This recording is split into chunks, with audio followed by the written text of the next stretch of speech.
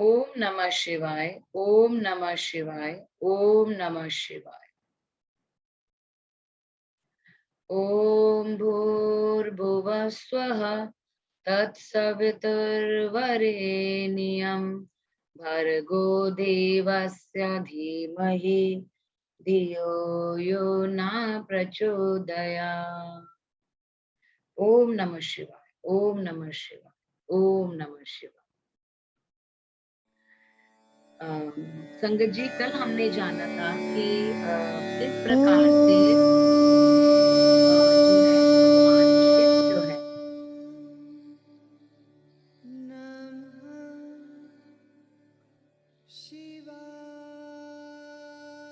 कल हमने जाना था कि किस प्रकार से जो भगवान शिव हैं वो बहुत ही सुंदर एक नट का रूप धारण करके जो है हिमालय हिमवान के और मैना के घर पे जाते हैं और उनसे उनकी पुत्री का हाथ मांगते हैं कि वो उससे विवाह करना चाहते हैं। तो उसके बाद आगे की कथा जो है इस प्रकार है। देवताओं के अनुरोध से वैष्णव ब्राह्मण के वेश में शिवजी का हिमवान के घर जाना और शिव की निंदा करके पार्वती का विवाह करके उनके साथ ना करने को कहना। अब ब्रह्मा जी कहते हैं, नारद, मैना और हिमवान की भगवान शिव के प्रति उच्च कोटि की अनन्य भक्ति देखकर इंद्र आदि सब देवता परस्पर विचार करने लग गए। तदंतर गुरु बृहस्पति और ब्रह्मा जी की सम्मति के अनुसार सभी मुख्य देवताओं ने शिव जी के पास जाकर उनको प्रणाम किया और वे हाथ जोड़कर उनकी स्तुति करने लगे। अब देवता बोले, देव देव महादेव करुणा सागर शंकर, हम आपकी शरण में आए हैं, कृपा कीजिए, आपको नमस्कार है। स्वामिन, आप भक्त वत्सल होने के कारण सदा भक्तों के कार्य सिद्ध करते हैं, तीनों का उद्धार करने वाले और दया के सिंधु हैं तथा भक्तों को विपत्तियों से छुड़ाने वाले हैं। इस प्रकार महेश्वर की स्तुति करके इंद्र सहित संपूर्ण देवताओं ने मैना और हिमवान की अनन्य शिव भक्ति के विषय में सारी बातें आदर पूर्वक बताई और देवताओं की यह बात सुनकर महेश्वर ने उनकी प्रार्थना स्वीकार कर ली और हंसते हुए उन्हें आश्वासन देकर विदा किया। तब सब देवता अपना कार्य सिद्ध हुआ मानकर भगवान सदाशिव की प्रसन्नता करते हुए शीघ्र अपने घर को लौटकर प्रसन्नता का अनुभव करने लगे। तदंतर भक्त वत्सल महेश्वर भगवान शंभु जो माया के स्वामी हैं, निर्विकार चित्त से शैल राज के यहाँ गए और उस समय गिरिराज हिमवान सभा भवन में बंधु वर्ग से घिरे हुए पार्वती सहित प्रसन्नता पूर्वक बैठे थे। इसी अवसर पर वहां सदाशिव ने पदार्पण किया। वे हाथ में दंड, छत्र, शरीर पर दिव्य वस्त्र, ललाट में उज्जवल तिलक और एक हाथ में स्फटिक की माला और गले में शाल ग्राम धारण किए हुए भक्ति पूर्वक हरि नाम का जप कर रहे थे और देखने में साधु वेशधारी ब्राह्मण जान पड़ते थे। उन्हें आया देख सपरिवार हिमवान जो है सपरिवार हिमवान उठकर खड़े हो गए। उन्होंने उन अपूर्व अतिथि देवता को भूतल पर दंड के समान पड़कर भक्ति भाव से साष्टांग प्रणाम किया। देवी पार्वती ब्राह्मण रूपधारी प्राणेश्वर शिव को पहचान गई थी, अतः उन्होंने भी उनको मस्तक झुकाया और मन ही मन बड़ी प्रसन्नता के साथ उनकी स्तुति की। अब ब्राह्मण रूपधारी शिव ने उन सब को प्रेम पूर्वक आशीर्वाद दिया, किंतु शिवा को सबसे अधिक मनोवांछित शुभ आशीर्वाद प्रदान किया। शैलाधिराज हिमवान ने बड़े आदर से उन्हें मधुर पर्क आदि पूजन सामग्री भेंट की और ब्राह्मण ने बड़ी प्रसन्नता के साथ वह सब ग्रहण कर लिया। उसके बाद गिरिश्रेष्ठ हिमाचल ने उनका कुशल समाचार पूछा और मुने अत्यंत प्रीति पूर्वक उन द्विज राज की विधिवत पूजा करके चैल राज ने पूछा, आप कौन हैं? तब उन ब्राह्मण शिरोमणि ने गिरिराज से शीघ्र ही आदर पूर्वक कहा। वे श्रेष्ठ ब्राह्मण बोले, गिरिराज, मैं उत्तम विद्वान जो हूँ, विद्वान ब्राह्मण हूँ और ज्योतिषी की वृत्ति का आश्रय लेकर भूतल पर भ्रमण कर रहा हूँ। मन के समान मेरी गति है, मैं सर्वत्र जाने में समर्थ और गुरु की दी हुई शक्तियों से सर्वज्ञ, परोपकारी, शुद्ध आत्मा, दया सिंधु और विकार नाशक हूँ। मुझे ज्ञात हुआ है कि तुम अपनी इस लक्ष्मी सरीखी सुंदर रूप वाली दिव्य सुलक्षणा अपनी पुत्री को एक आश्रय रहित असंग कुरूप और गुणहीन वर महादेव जी के हाथ में देना चाहती हो। वे रुद्र देवता मरघट में वास करते हैं और शरीर में सांप लपेटे रहते हैं, योग साधते फिरते हैं। उनके पास पहनने के लिए एक वस्त्र भी नहीं है। वैसे ही नंग धड़ंग वो घूमते रहते हैं, आभूषण की जगह सांप धारण करते हैं। उनके कुल का नाम आज तक किसी को भी ज्ञात नहीं है। वे कुपात्र और कुशील हैं, स्वभावतः विहार से दूर रहते हैं, सारे शरीर में भस्म रमाते हैं, क्रोधी और अविवेकी है। उनकी अवस्था कितनी है यह किसी को नहीं पता। वे अत्यंत कुत्सित जटा का बोझ सदा सिर पर धारण किए रहते हैं। वे भले बुरे सबको आश्रय देने वाले भ्रमणशील नागहारधारी भिक्षुक, कुमार्ग परायण तथा हठ पूर्वक वैदिक मार्ग का त्याग करने वाले हैं। ऐसे अयोग्य वर को आप अपनी बेटी ब्याना चाहते हैं? अचल राज, अवश्य ही आपका यह विचार मंगलदायक नहीं है। नारायण कुल में उत्पन्न ज्ञानियों में श्रेष्ठ गिरिराज, मेरे कथन का मर्म समझो। तुमने जिस पात्र को ढूंढ रखा है वह इस योग्य नहीं है कि उसके हाथ में पार्वती के हाथ को दे दिया जाए। शैलराज, तुम ही देखो, उनके एक भी भाई बंधु नहीं है। तुम तो बड़े बड़े रत्नों की खान हो, और किंतु उनके घर में पूजी भांग भी नहीं है। वे सर्वथा निर्धन है। गिरिराज, तुम शीघ्र ही अपने भाई बंधुओं से, मैना देवी से, सभी बेटों से और पार्वती जी से ना पूछना। बेटों से और पंडितों से भी प्रयत्न पूर्वक पूछ लो, किंतु पार्वती से ना पूछना, क्योंकि उन्हें शिव के गुण दोष की परख नहीं है। अब ब्रह्मा जी कहते हैं, नारद, ऐसा कहकर वे ब्राह्मण देवता जो नाना प्रकार की लीला करने वाले शांत स्वरूप शिव ही थे, शीघ्र खा पीकर आनंद पूर्वक वहां से अपने घर को चले गए। क्योंकि वो जो ब्राह्मण थे वो साक्षात शिव थे, लेकिन वो परीक्षा लेने आए थे कि क्या मेरे मना करने के बावजूद भी इनका मन जो है डोलेगा कि नहीं।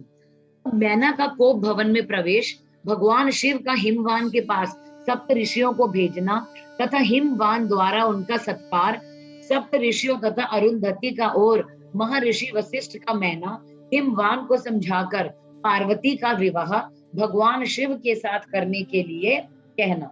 अब ब्रह्मा जी कहते हैं, ब्राह्मण रूपधारी शिव जी के वचनों का मैना के ऊपर बड़ा प्रभाव पड़ा और उन्होंने दुखी होकर पति से कहा, अपने पति से जो कहा, गिरिराज, इन वैष्णव ब्राह्मण ने शिव जी की जो निंदा की है उसे सुनकर मेरा मन बहुत ज्यादा जो है खिन्न और विरक्त हो गया है। हे शैलेश्वर, रुद्र के रूप, शील और नाम सभी कुत्सित हैं। मैं उन्हें अपनी सुलक्षणा पुत्री कदापि नहीं दूंगी। यदि आप मेरी बात नहीं मानेंगे तो मैं निस्संदेह मर जाऊंगी।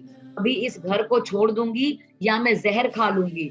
पार्वती के गले में फांसी लगाकर गहन वन में चली जाऊंगी अथवा उसे महासागर में डुबो दूंगी, परंतु अपनी बेटी को रुद्र के गले में नहीं मोड़ूंगी। ऐसा कहकर मैना तुरंत कोप भवन में चली गई और अपने हार को फेंक कर रोती हुई धरती पर लौट गई। इधर भगवान शिव को जब इस बात को पता लगा, तब उन्होंने अरुंधति सहित सप्त ऋषियों को बुलाया और मैना के पास जाकर उन्हें समझाने की आज्ञा दी। शिव जी का आदेश प्राप्त कर भगवान शिव को नमस्कार करके वे दिव्य ऋषि आकाश मार्ग से उस स्थान को चले गए जहाँ हिमवान की नगरी थी। उस दिव्यपुरी को देखकर उन सप्त ऋषियों को बड़ी हैरानी हुई। वे हिमाचल पुरी की परस्पर प्रशंसा करते हुए सब ऐश्वर्यों से भरे पूरे हिमवान के घर जा पहुंचे। उन सूर्य तुल्य तेजस्वी सातों ऋषियों को दूर से आकाश के रास्ते आते देख हिमवान को बड़ी हैरानी हुई। वे बोले, ये 7 सूर्य तुल्य तेजस्वी मुनि मेरे पास आ रहे हैं। मुझे प्रयत्न पूर्वक इस समय इनकी पूजा करनी चाहिए। सबको सुख देने वाले हम गृहस्थ लोग धन्य हैं, जिनके घर पर ऐसे महात्मा पदार्पण किया करते हैं। ब्रह्मा जी कहते हैं, इसी तरह वे मुनि आकाश से उतरकर पृथ्वी पर खड़े हो गए। उन्हें सामने देख हिमवान बड़े आदर के साथ आगे बढ़े और हाथ जोड़कर मस्तक झुकाकर उन सप्त ऋषियों को प्रणाम करने के पश्चात उन्होंने बड़े सम्मान के साथ उन सब की पूजा की और उन्हें आगे करके कहा कि मेरा गृह आश्रम आज धन्य हो गया है। यो कहकर उन्हें बैठने के लिए भक्ति पूर्वक आसन लाकर दिया। जब वे आसनों पर बैठ गए तब उनकी आज्ञा लेकर हिमवान भी बैठे। वहां उन ज्योतिर्मय महर्षियों से इस प्रकार बोले। अब हिमवान ने कहा, आज मैं धन्य हूँ, कृत्य हूँ, मेरा जीवन सफल हो गया है। मैं लोक में बहुत से तीर्थों की भांति दर्शनीय बन गया, क्योंकि आप जैसे विष्णु रूपी महात्मा मेरे घर पधारे हैं। आप लोग पूर्ण काम है, हमें दीनों के घरों को आपको क्या काम हो सकता है। तथापि मुझ सेवक के योग्य यदि कोई कार्य है तो कृपा पूर्वक आप उसे बताइए, उसे पूरा करने से मेरा जीवन सफल हो जाएगा। अब ऋषि बोले, शैलराज, भगवान शिव को जगत का पिता कहा गया है और शिवा जगन्न माता मानी गई है, अतः तुम्हें महात्मा शंकर को अपनी कन्या दे देनी चाहिए। हिमालय, ऐसा करके तुम्हारा जन्म सफल हो जाएगा और तुम जगत गुरु के भी गुरु हो जाओगे, इसमें कोई शक नहीं है। अब इस तरीके से जो ऋषि थे, अब वो जो है हिमवान को मनाने के लिए आते हैं संगत जी, कि उन्हें जो है अपनी पुत्री को भगवान शंकर को दे देना चाहिए, क्योंकि जो पार्वती की जो माँ है मैना, अब उन्होंने मना कर दिया था कि मैं अपना विवाह जो है उनके साथ नहीं करूंगी। तो मुनीश्वर सप्त ऋषियों का यह वचन सुनकर हिमवान ने दोनों हाथ जोड़कर उन्हें प्रणाम किया और इस प्रकार से कहा। अब हिमालय बोले, महाभाग सप्त ऋषियों, आप लोगों ने जो बात कही है उसे शिव की भक्ति की इच्छा से मैंने पहले से ही मान रखा था, किंतु प्रभु इन दिनों एक वैष्णव धर्मी ब्राह्मण ने आकर जो है आकर शिव के प्रति प्रसन्नता पूर्वक बहुत सारी उल्टी सीधी बातें बता दी हैं। तभी से शिवा की माता का ज्ञान भ्रष्ट हो गया है और वे अपनी बेटी का विवाह उस योगी रुद्र के साथ नहीं करना चाहती। हे ब्राह्मणों, वे बड़ा भारी हट करके मैले कपड़े पहनकर कोप भवन में चली गई हैं और समझाने पर समझ नहीं रही है।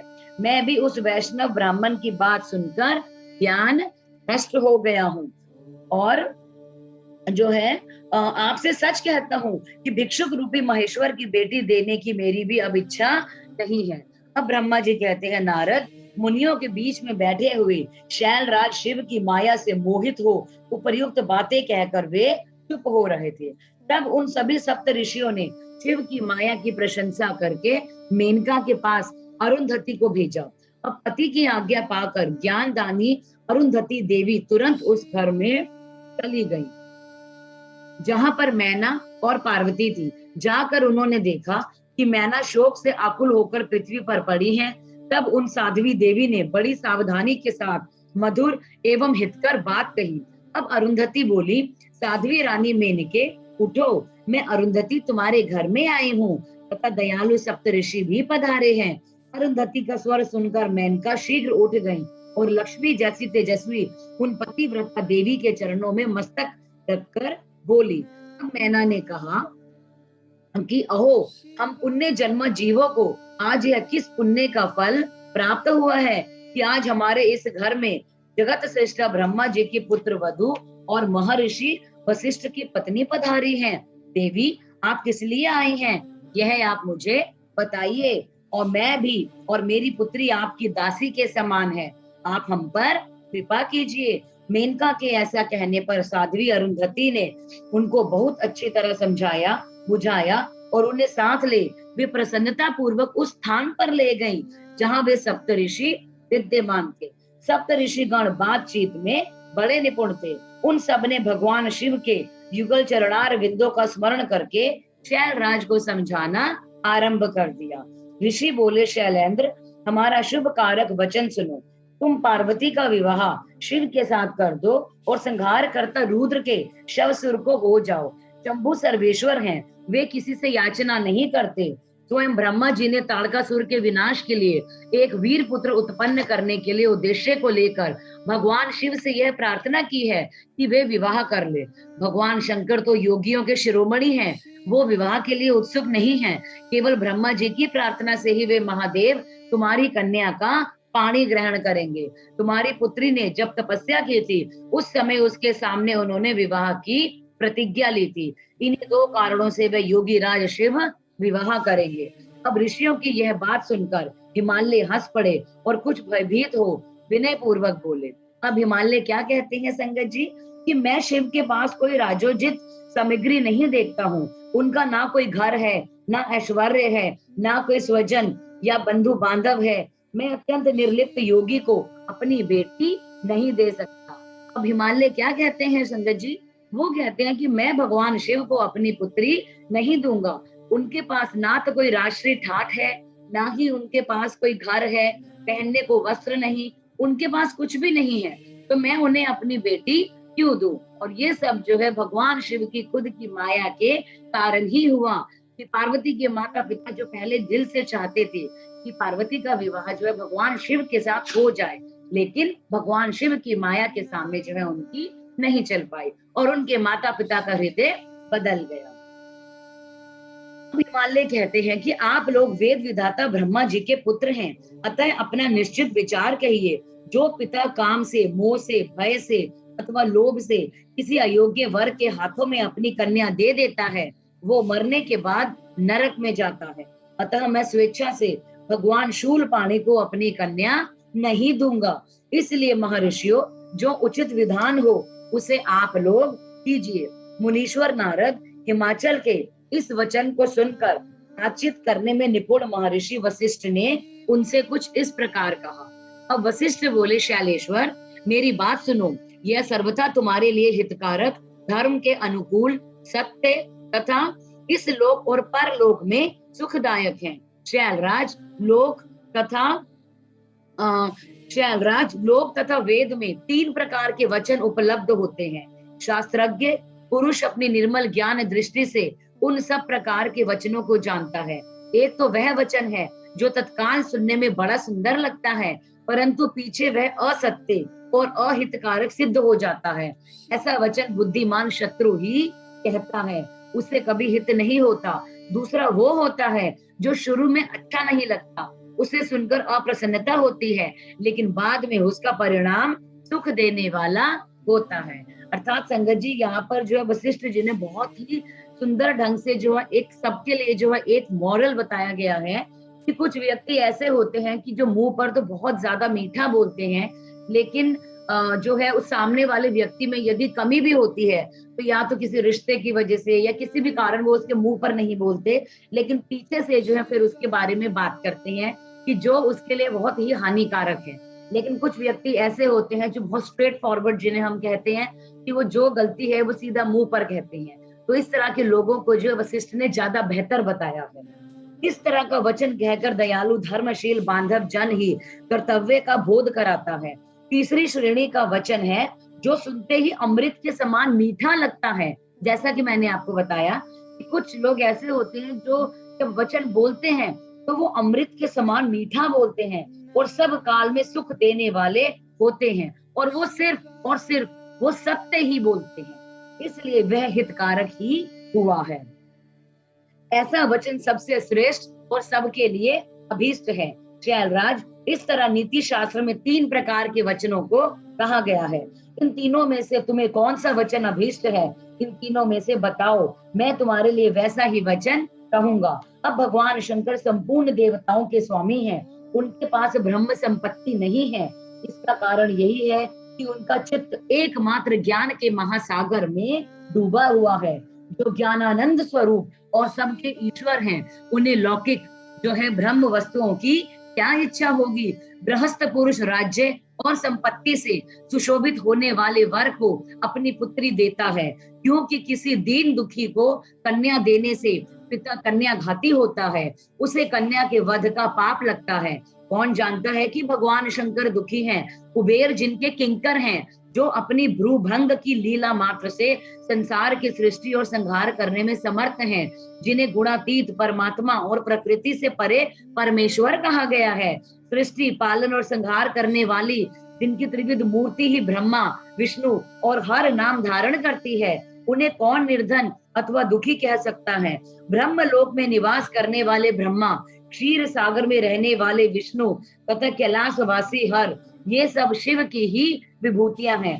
शिव से प्रकट हुई प्रकृति भी अपने अंश से 3 प्रकार की मूर्तियों को धारण करती है।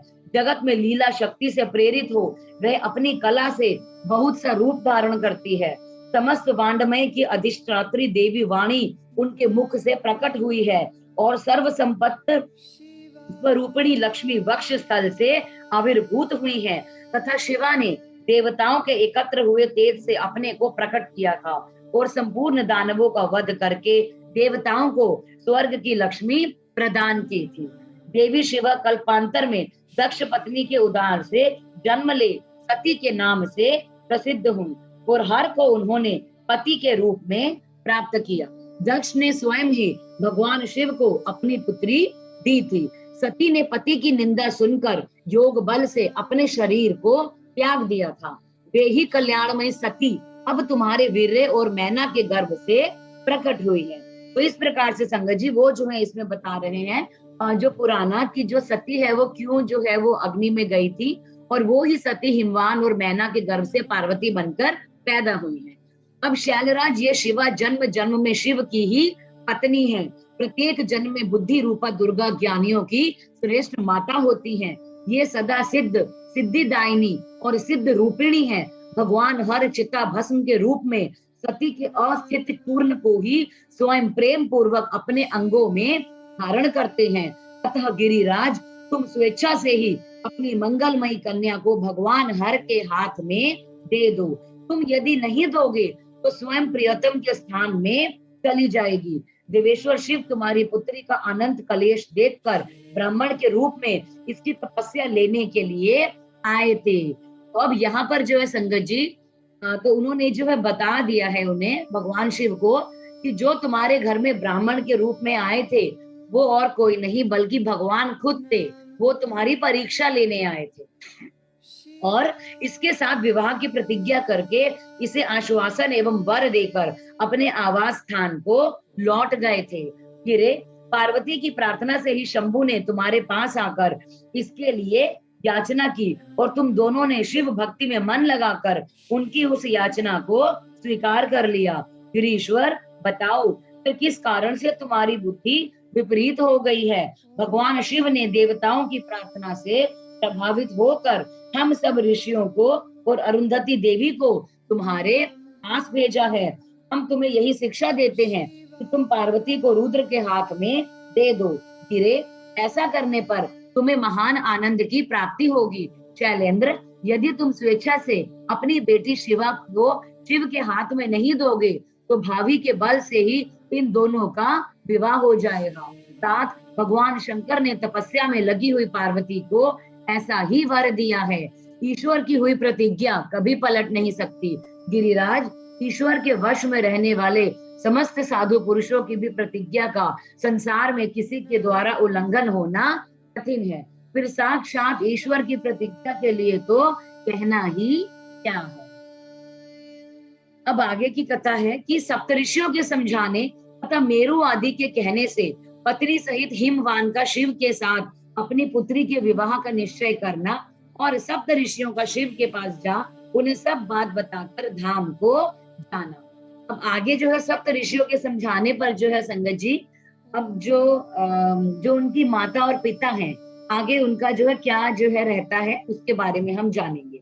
ब्रह्मा जी कहते हैं नारद तदंतर वशिष्ठ ने प्राचीन काल में राजा अनरण्य के द्वारा अपनी कन्या प्रज्ञा का पिल्पलाद के साथ विवाह करने की और धर्म के वरदान से पिल्पलाद के तरुण अवस्था रूप गुण सदा स्थिर रहने वाले यौवन कुबेर और इंद्र से भी बढ़कर धन ऐश्वर्य भक्ति सिद्धि एवं समता प्राप्त करने की और पद्या के स्थिर यौवन सौभाग्य संपत्ति एवं भर्ता के द्वारा परम गुणवान 10 पुत्रों के प्राप्त करने की तथा कथा सुनाकर कहा शैलेंद्र तुम मेरे कथन के सार तत्व को समझकर अपनी पुत्री पार्वती का हाथ महादेव जी के हाथ में दे दो और मेना सहित तुम्हारे मन में जो कुरोष है उसे त्याग दो। अब आज से 1 सप्ताह व्यतीत होने पर अत्यंत शुभ और दुर्लभ मुहूर्त आने वाला है। उस समय चंद्रमा लग्न के स्वामी होकर अपने पुत्र बुध के साथ लगन में ही स्थित हो जाएंगे। उनका रोहिणी नक्षत्र के साथ योग होगा। चंद्रमा और तारे शुद्ध होंगे। मार्गशीर्ष मास के अंतर्गत संपूर्ण दोषों से रहित सोमवार को जब की लगन पर संपूर्ण शुभ ग्रस्तों की दृष्टि होगी, पाप ग्रहों की दृष्टि नहीं होगी। तो बृहस्पति ऐसे स्थान पर स्थित होंगे जहां से वे उत्तम संतान और पति का सौभाग्य देने में समर्थ होंगे। ऐसे मुहूर्त में तुम अपनी कन्या मूल प्रकृति ईश्वरी जगदम्बा पार्वती को जगत पिता भगवान शिव के हाथों में देकर कृतार्थ हो जाओ। ऐसा कहकर ज्ञान शिरोमणि मुनिवर वशिष्ठ नाना प्रकार की लीला करने वाले भगवान शिव को याद करके चुप हो गए और वशिष्ठ जी की बात सुनकर सेवकों और पत्नी के साथ गिरिराज हिमालय बड़े विस्मित हुए और दूसरे दूसरे पर्वतों से बोले। हिमालय ने क्या बात की दूसरे पर्वतों से संगत जी कि हे गिरिराज मेरु, सहा, गंधमादन, मंदराचल, मैनाक, विंध्याचल आदि पर्वतेश्वरों, आप सब लोग मेरी बात सुनो। वशिष्ठ जी ऐसी बात कह रहे हैं, अब मुझे क्या करना चाहिए? इस बात का विचार करना है। आप लोग अपने मन से सब बातों का निर्णय करके जैसा ठीक समझो वैसा ही करना। अब जो है संगत जी हिमालय जो है वो थोड़े से जो है वो असमंजस में पड़ जाते हैं कि वो अपनी पुत्री पार्वती का जो विवाह है वो उनसे करें भगवान शिव से कि ना करें, क्योंकि वशिष्ठ जी के कहने पर उनके मन में थोड़ा थोड़ा जो है एक प्रकार का जो है शक आ रहा था। तो हिमाचल की यह बात सुनकर समेरु आदि पर्वत भली भांति निर्णय करके उनसे प्रसन्नता पूर्वक बोले।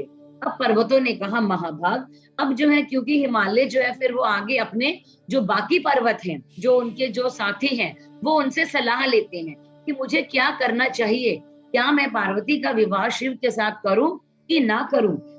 पर्वतों ने क्या सलाह दी उन्हें संगत जी? वो कहते हैं महाभाग, इस समय विचार करने से क्या लाभ, जैसा ऋषि लोग कहते हैं उसके अनुसार ही कार्य करना चाहिए। वास्तव में यह कन्या देवताओं का कार्य सिद्ध करने के लिए पैदा हुई है। इसने शिव के लिए ही अवतार लिया है, इसके लिए यह शिव को ही दे देनी चाहिए। यदि इसने रुद्र देव की आराधना की है और रुद्र ने आकर इसके साथ वार्तालाप किया है तो इसका विवाह उन्हीं के साथ होना चाहिए। अब ब्रह्मा जी कहते हैं नारद, उन मेरु आदि पर्वतों की यह बात सुनकर हिमाचल बड़े खुश हुए और गिरिजा भी मन ही मन हंसने लगी। अरुंधति ने भी अनेक कारण बताकर, नाना प्रकार की बातें सुनाकर और विविध प्रकार के इतिहासों का वर्णन करके मैना देवी को समझाया। तब शैल पत्नी मैन का सब कुछ समझ गए और प्रसन्नचित होकर उन्होंने मुनियों को, अरुंधति जी को और हिमाचल को भोजन कराकर स्वयं भोजन किया। तदंतर ज्ञानी गिरिश्रेष्ठ हिमाचल ने उन मुनियों की भली भांति सेवा की। उनका मन प्रसन्न और सारा का सारा जो है ब्रह्म संगत जी दूर हो गया था। अब उन्होंने हाथ जोड़कर प्रसन्नता पूर्वक उन महर्षियों से कहा। हिमालय बोले, महाभाग सप्तऋषियों, आप लोग मेरी बात सुनो, मेरा सारा संदेह दूर हो गया है। मैंने शिव पार्वती के चरित्र सुन लिए हैं। अब मेरा शरीर, मेरी पत्नी मैना, मेरे पुत्र पुत्री, रिद्धि सिद्धि तथा अन्य सारी वस्तुएं भगवान शिव की हैं, दूसरे और किसी की नहीं है। अब ब्रह्मा जी कहते हैं नारद, ऐसा कहकर हिमाचल ने अपनी पुत्री की ओर आदर पूर्वक देखा और उसे वस्त्र आभूषणों से विभूषित करके ऋषियों की गोद में बिठा दिया। उसके बाद वे शैल राज पुण्य प्रसन्न हो उन ऋषियों से बोले, यह भगवान रुद्र का भाग है, इसे मैं उन्हीं को दूंगा। ऐसा निश्चय उन्होंने कर लिया। अब ऋषि बोले, गिरिराज, भगवान शंकर तुम्हें या तुम्हारे याचक हैं, तुम स्वयं उनके दाता हो और पार्वती देवी जो है भिक्षा है, इससे उत्तम और क्या हो सकता है। हिमाचल, तुम समस्त पर्वतों के राजा हो, सबसे श्रेष्ठ हो, धन्य हो। तुम्हारे शिखरों की सामान्य गति है, तुम्हारे सभी शिखर सामान्य रूप से पवित्र एवं श्रेष्ठ हैं। ब्रह्मा जी कहते हैं नारद, ऐसा कहकर निर्मल अंतःकरण वाले उन मुनियों ने गिरिराज कुमारी पार्वती को हाथ से छूकर आशीर्वाद देते हुए कहा कि हे शिवे, तुम भगवान शिव के लिए सुखदाई हो जाओ और तुम्हारा कल्याण होगा। जैसे शुक्ल पक्ष में चंद्रमा बढ़ते हैं उसी प्रकार तुम्हारे गुणों की वृद्धि हो गई हो। ऐसा कहकर सब मुनियों ने गिरिराज को प्रसन्नता पूर्वक फल फूल दे विवाह के पक्के होने का दृढ़ जो है विश्वास कर लिया। उस समय परम सती सुमुखी अरुंधति ने प्रसन्नता पूर्वक भगवान शिव के गुणों का बखान करके मैना को लुभा लिया। तदंतर गिरिराज हिमवान ने परम उत्तम मांगलिक लोकाचार का आश्रय ले हल्दी और कुमकुम से अपनी दाढ़ी मूछ का मार्जन किया। उसके बाद चौथे दिन उत्तम लगन का निश्चय करके परस्पर संतोष दे वे सप्तऋषि भगवान शिव के पास चले गए। वहां जाकर उन्होंने शिव को नमस्कार और विधि सूक्तियों से उनका स्तवन करके वे वशिष्ठ आदि सब मुनि परमेश्वर शिव से बोले। ऋषियों ने कहा, देव देव महादेव परमेश्वर महाप्रभु, आप प्रेम पूर्वक हमारी बात सुने। आपके इन सेवकों ने जो कार्य किया है आप उसे जान ले। महेश्वर, हमने नाना प्रकार के सुंदर वचन और इतिहास सुनाकर गिरिराज और मैना को समझा दिया है। गिरिराज ने आपके लिए पार्वती का वाग्दान किया है। अब इसमें कोई जो है नन्नू नच नहीं है। अब आप अपने पार्षदों तथा देवताओं के साथ उनके यहाँ विवाह के लिए चले जाइए। महादेव प्रभु अब शीघ्र हिमाचल के घर पधारिए और वेदोक्त रीति के अनुसार पार्वती को अपने लिए पाणी ग्रहण कीजिए। सप्त ऋषियों का यह वचन सुनकर लोकाचार परायण महेश्वर प्रसन्न चित्त हो हंसते हुए बोले। अब महेश्वर क्या कहते हैं संगत जी कि महाभाग सप्त ऋषियों, विवाह को तो मैंने ना कभी देखा है ना सुना है।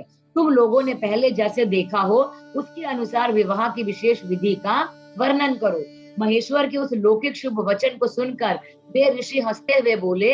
देवाधिदेव भगवान सदाशिव से वो क्या बोले, हे प्रभु, आप पहले तो भगवान विष्णु को विशेषतः उनके पार्षदों सहित शीघ्र यहाँ पर बुलाएं। फिर पुत्रों के साथ ब्रह्मा जी को, देवराज, समस्त ऋषियों को, यक्ष, गंधर्व, किन्नर, सिद्ध, विद्याधर और अप्सराओं को प्रसन्नता पूर्वक आमंत्रित करें। इनको तथा अन्य सब लोगों को यहाँ पर सादर बुलवा लें। वे सब मिलकर आपके कार्य का साधन कर लेंगे, इसमें कोई शक नहीं है। ब्रह्मा जी कहते हैं, नारद, ऐसा कहकर वे सातों ऋषि उनकी आज्ञा ले भगवान शंकर की स्थिति का वर्णन करते हुए वहां से प्रसन्नता पूर्वक अपने धाम को चले गए।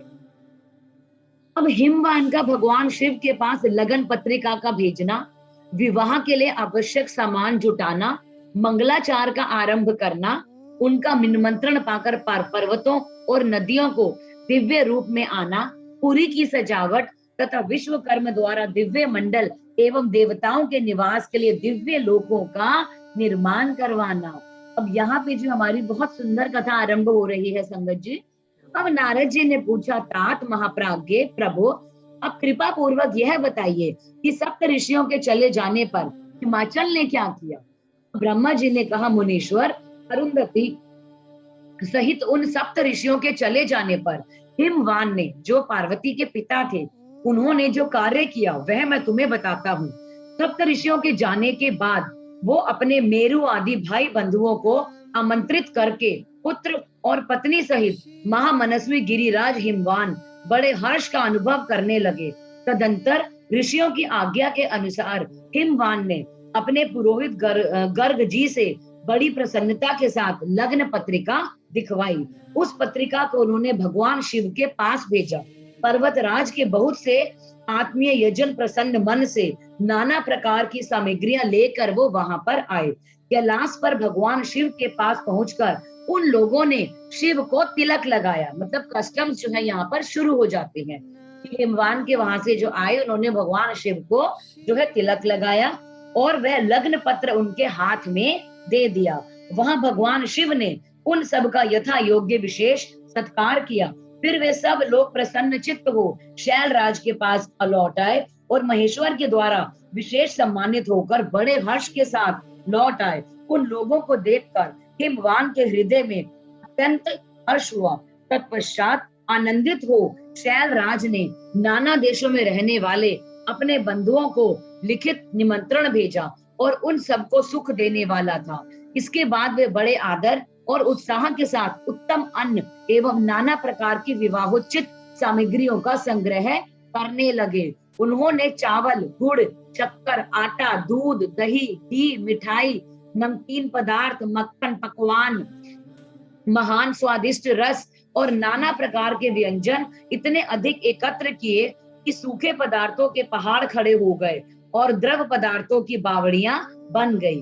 अब शिव के पार्षदों और देवताओं के लिए हितकर नाना प्रकार की वस्तुएं, भांति भांति के बहुमूल्य वस्त्र, रजत और विभिन्न प्रकार के मणि रत्न, इनका तथा अन्य उपयोगी द्रव्यों का विधि पूर्वक संग्रह करके गिरिराज ने मंगलकारी दिन में मांगलिक कृत्य करना आरंभ कर दिया।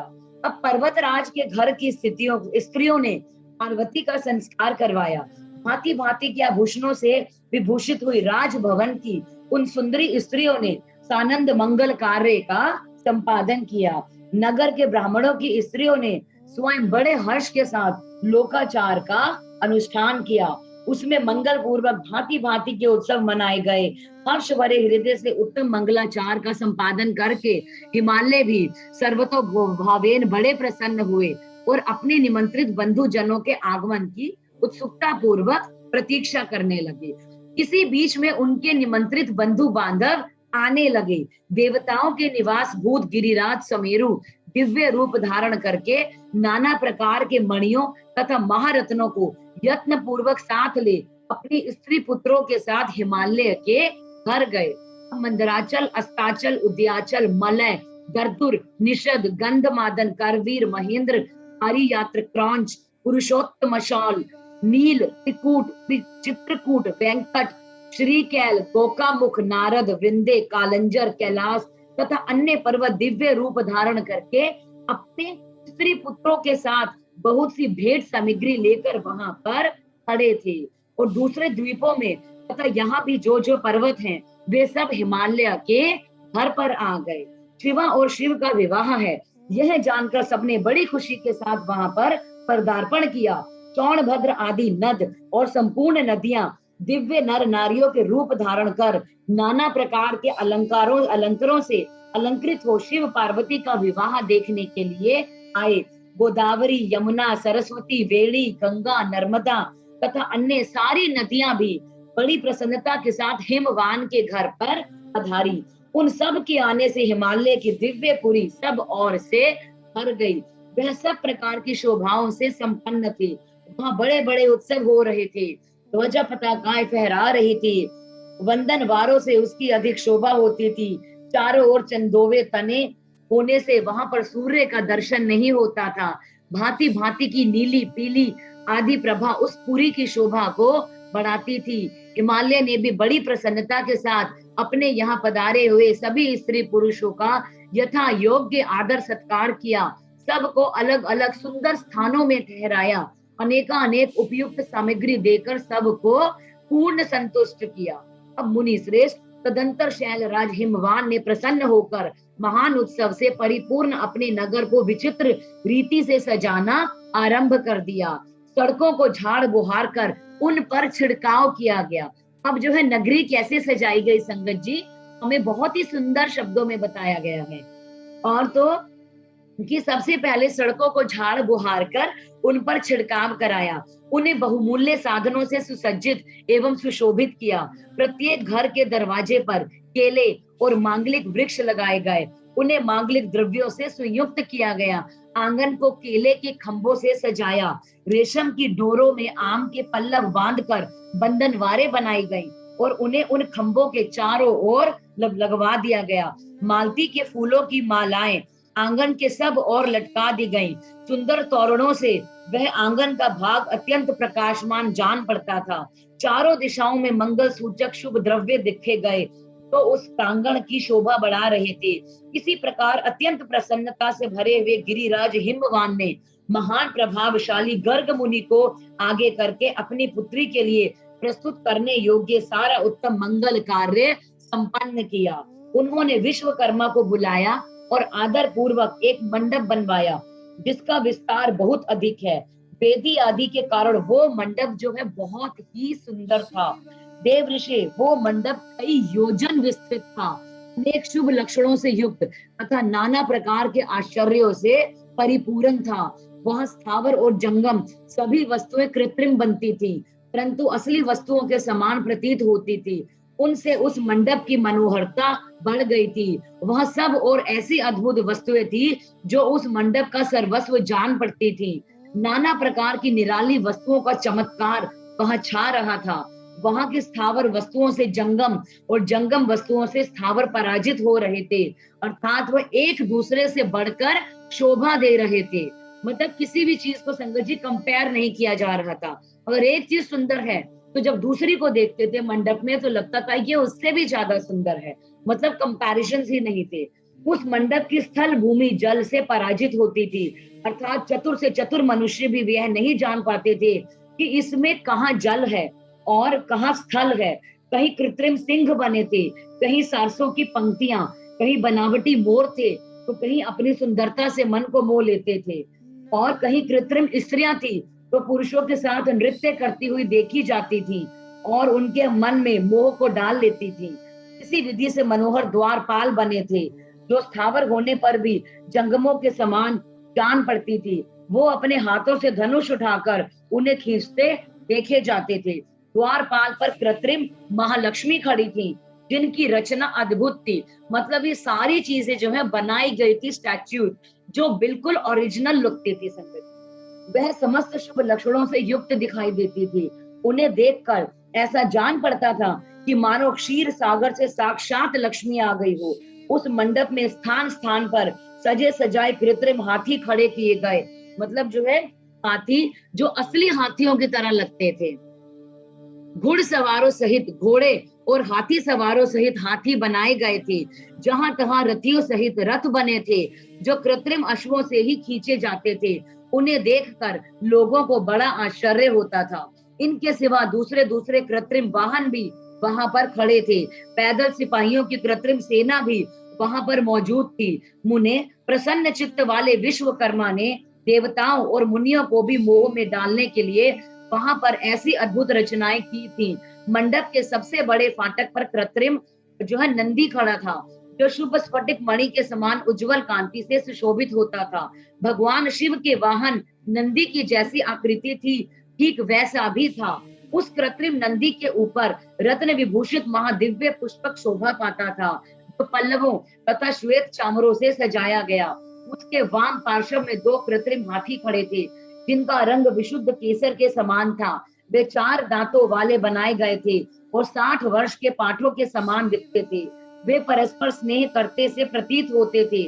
उनमें बड़ी चमक थी। इसी प्रकार सूर्य के समान अत्यंत प्रकाशमान 2 दिव्य घोड़े भी विश्वकर्मा ने बनाए थे, जो चवर से अलंकृत और दिव्य आभूषणों से विभूषित थे। श्रेष्ठ रत्नमय आभूषणों से संपन्न कवचधारी लोकपाल तथा सारे देवता भी वहां पर विश्वकर्मा द्वारा रचे गए थे, तो ठीक उन्हीं लोकपालों और देवताओं से मिलते जुलते थे।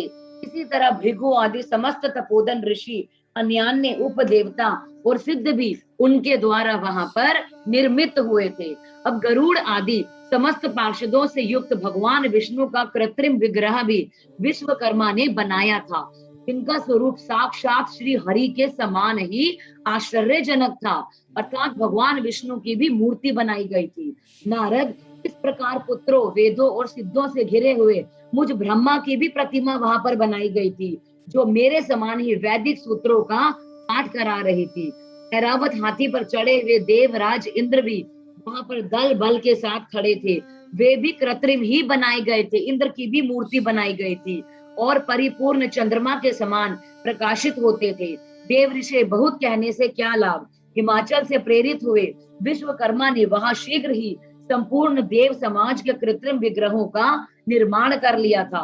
इस प्रकार उन्होंने दिव्य मंडप की रचना की थी।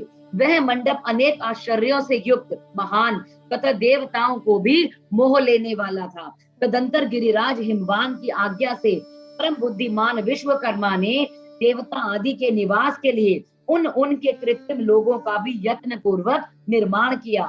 उन्हीं लोकों में उन्होंने देवताओं के लिए अत्यंत तेजस्वी, परम अद्भुत और सुखदायक बड़े बड़े दिव्य मंचों की रचना की। इस तरह उन्होंने मुझ स्वयं भू ब्रह्मा के निवास के लिए, उनके रहने के लिए क्षण भर में अद्भुत सत्य लोक की रचना कर डाली। अब जो है जो उत्तम दीप्ति से उद्दीप्त हो रहा था, भगवान विष्णु के लिए क्षण भर में दूसरे वैकुंठ धाम का निर्माण कर दिया।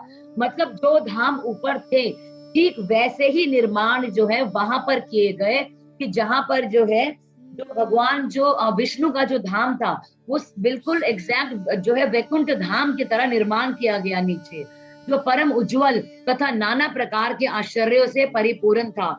इस तरह विश्वकर्मा ने देवराज इंद्र के लिए भी दिव्य, अद्भुत, उत्तम एवं समस्त ऐश्वर्यों से संपन्न घर की रचना की।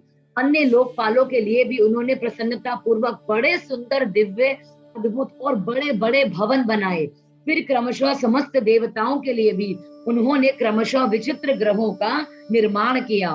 परम बुद्धिमान विश्वकर्मा को भगवान शंकर का महान वर प्राप्त था, इसलिए उन्होंने शिव के संतोष के लिए क्षण भर में इन सब वस्तुओं की रचना कर डाली। तदंतर उसी प्रकार भगवान शंकर के लिए भी उन्होंने एक शोभाशाली ग्रह का निर्माण किया, जो शिव के चिन्ह से युक्त तथा शिव लोकवर्ती दिव्य भवन के समान ही अनुपम था। श्रेष्ठ देवताओं ने उनकी भूरी भूरी प्रशंसा की थी। वह परम उज्जवल महान प्रभा पुंज से उद्दासित, उत्तम और अद्भुत था। विश्वकर्मा ने भगवान शिव की प्रसन्नता के लिए वहां ऐसी अद्भुत रचना की थी, तो परम उज्जवल होने के साथ ही साक्षात महादेव जी को आश्चर्य में डालने वाली थी। इस प्रकार सारा लौकिक व्यवहार करके जो है हिमाचल बड़ी प्रसन्नता के साथ भगवान शंभु के शुभ आगमन की प्रतीक्षा करने लगे।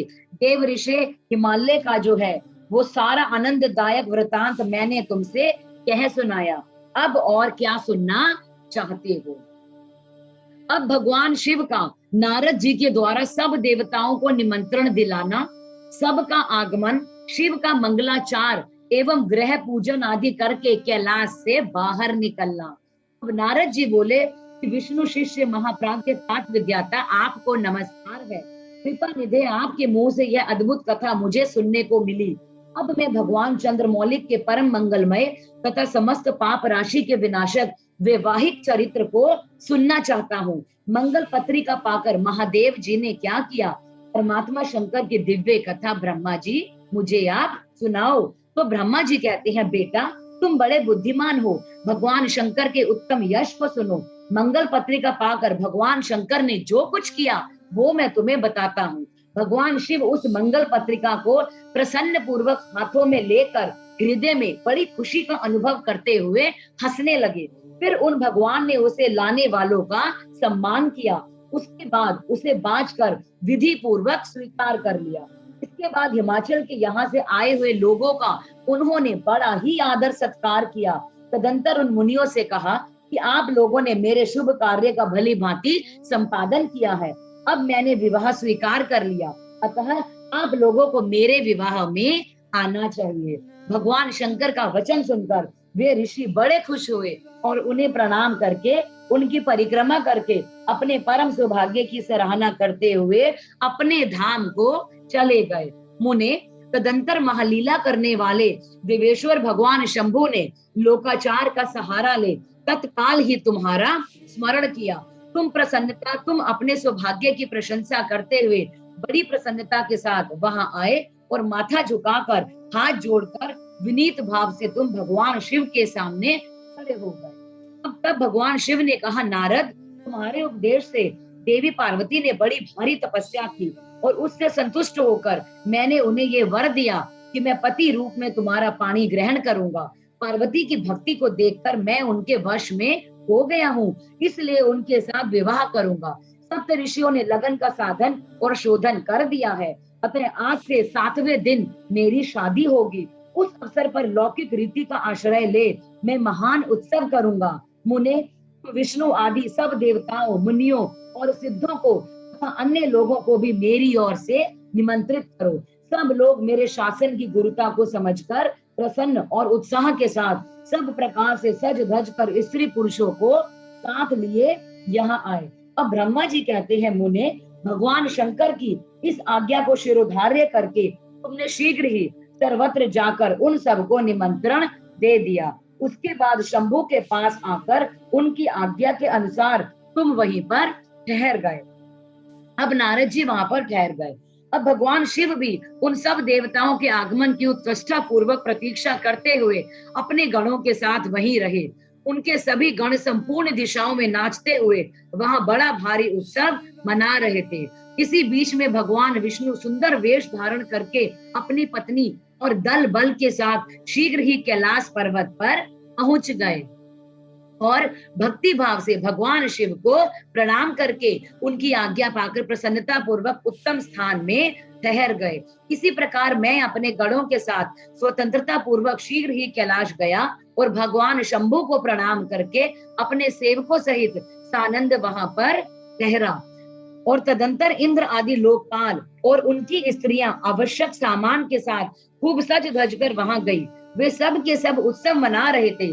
तत्पश्चात मुनि, नाग, सिद्ध, उपदेवता तथा अन्य लोग भी निमंत्रित हो उत्सव मनाते हुए वहां पर आए। उस समय महेश्वर ने वहां आए हुए सब देवता आदि का पृथक पृथक सहर्ष स्वागत सत्कार किया। फिर तो कैलाश पर्वत पर बड़ा अद्भुत और महान उत्सव होने लगा। देवांगनाओं ने उस अवसर पर यथा योग्य नृत्य आदि किया। विष्णु आदि जो देवता भगवान शंभु की वैवाहिक यात्रा संपन्न कराने के लिए इस समय जो है यहाँ पर आए थे, भगवान शिव की आज्ञा पाकर सब लोग उनके प्रत्येक कार्य को अपना ही कार्य समझकर जो है सब लोग नियंत्रित रूप से करने लगे और इसे शिव की सेवा मानने लगे। इस समय सातों जो है मातृकाएं वहां बड़ी प्रसन्नता के साथ शिव को यथा योग्य आभूषण पहनाने लगी। मुनि श्रेष्ठ परमेश्वर भगवान शिव का जो भी स्वाभाविक वेश था वही उसी इच्छा से उनके लिए आभूषण की सामग्री बन गया। उस समय चंद्रमा स्वयं अपने मुकुट के स्थान पर जा विराजे। उनका जो सुंदर ललाट वर्ती तीसरा नेत्र था वही शुभ तिलक बन गया। मुने कानों के आभूषणों के रूप में जो दो सर्प बताए गए थे वे नाना प्रकार के रत्नों से युक्त दो कुंडल बन गए थे और अन्य अंगों में स्थित सर्प उन अंगों के सहित रमणीय नाना रत्नमय आभूषण हो गए। उनके शरीर में जो भस्म लगा हुआ था वही चंदन आदि का अंग राग बन गया और उनके जो गर्ज चर्म आदि परिधान थे वे सुंदर दिव्य दुकूल बन गए। इस प्रकार उनका रूप इतना सुंदर हो गया कि उसका वर्णन करना कठिन है। वे साक्षात ईश्वर तो थे ही, उन्होंने पूरा ऐश्वर्य प्राप्त कर लिया। तदंतर समस्त देवता, यक्ष, दानव, नाग, पक्षी, अप्सरा और महर्षि गण मिलकर भगवान शिव के समीप गए और महान उत्सव मनाते हुए प्रसन्नता पूर्वक उनसे बोले, महादेव महेश्वर, आप लोग महादेवी गिरिजा को ब्याह लाने के लिए हम लोगों के साथ चलिए। सभी लोग जो है भगवान शंकर से क्या कहते हैं संगत जी कि अब आप तैयार हैं, अब आप हमारे साथ गिरिजा को लाने चल सकते हैं। पश्चात विज्ञान से प्रसन्न हृदय वाले भगवान विष्णु ने भगवान शंकर को भक्ति भाव से प्रणाम करके उपर्युक्त जो है प्रस्ताव से अनुरूप की बात कही। अब भगवान विष्णु बोले, शरणागत तत्वत्सल देव देव महादेव प्रभु, आप अपने भक्त जनों का कार्य सिद्ध करने वाले हैं, अतः मेरा एक निवेदन सुनिए। कल्याणकारी शंभो, आप गृह सूत्रोक्त विधि के अनुसार गिरिजा राजकुमारी पार्वती जी के साथ अपने विवाह का कार्य कराइए, पर आपके द्वारा विवाह की विधि का संपादन होने पर वही लोक में सर्वत्र विख्यात हो जाएगा। अतः नाथ, आप कुल धर्म के अनुसार प्रेम पूर्वक मंडप स्थान और नांदी मुक्त श्राद्ध कराइए तथा लोक में अपने यश का विस्तार कीजिए। अब ब्रह्मा जी कहते हैं, नारद, भगवान विष्णु के ऐसा कहने पर लोकाचार परायण परमेश्वर शंभु ने विधि पूर्वक सब कार्य किया। उन्होंने सारा अभ्युदय कार्य कराने के लिए मुझको ही अधिकार दे दिया। अतः वह मुनियों को साथ ले मैंने आदर और प्रसन्नता के साथ वह सब कार्य संपन्न किया।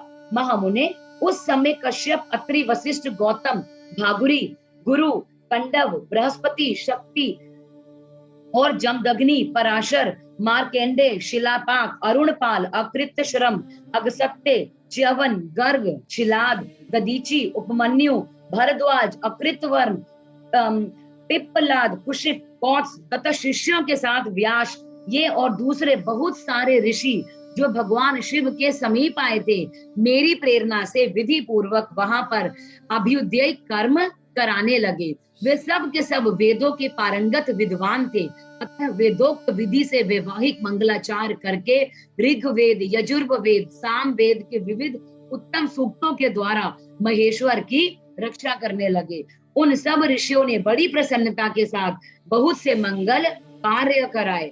मेरी और शंभु की प्रेरणा से उन्होंने विघ्नों की शांति के लिए प्रीति पूर्वक ग्रहों का और समस्त मंडलवर्ती देवताओं का पूजन किया।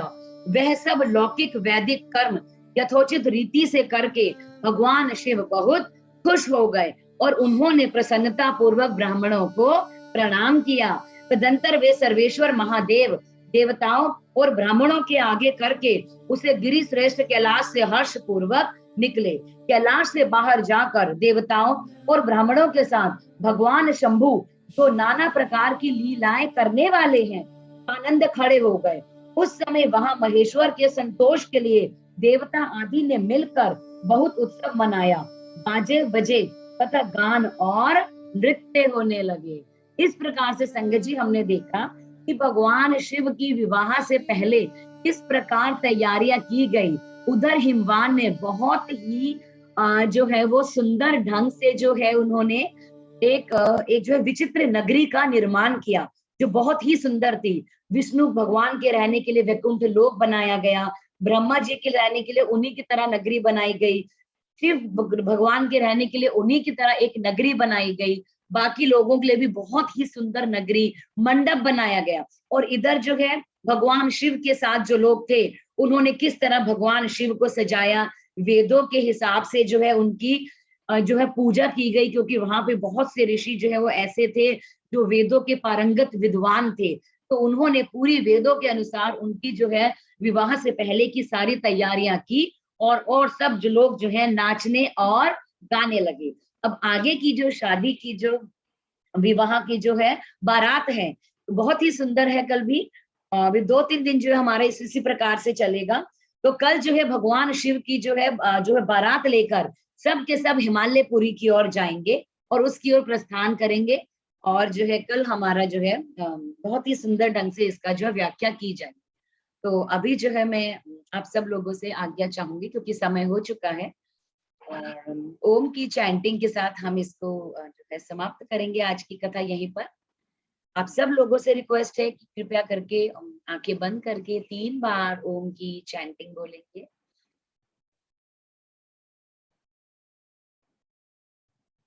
ओ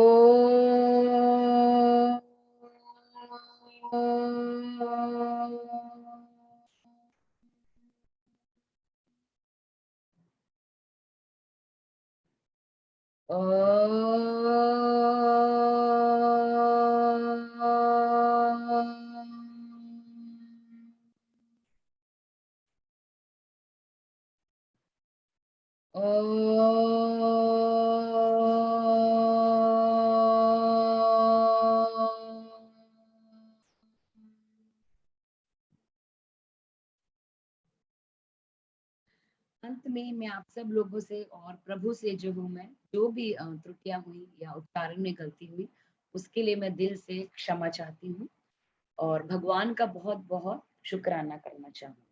ओम नमः शिवाय। ओम नमः शिवाय। ओम नमः शिवाय।